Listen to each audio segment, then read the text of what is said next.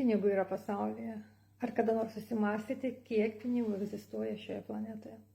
Ir atsakymas priklauso nuo to, ką mes laikome pinigais. Jei skaičiuotume tik grynuosius pinigus, banknotus ir monetas, esančius apyvartoje, pasaulyje jų yra apie 81 trilijoną JAV dolerių.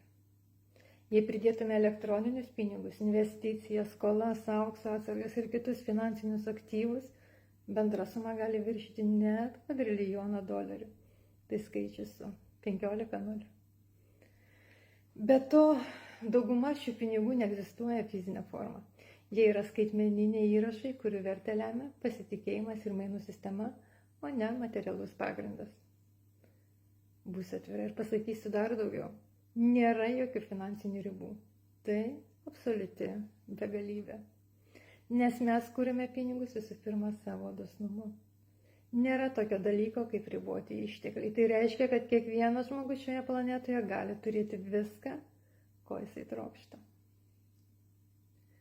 Dar daugiau. Kiekvienas pasaulinės ekonomikos centas apskaičiuotų daugiau nei 15 nulių gimė iš dosnumo.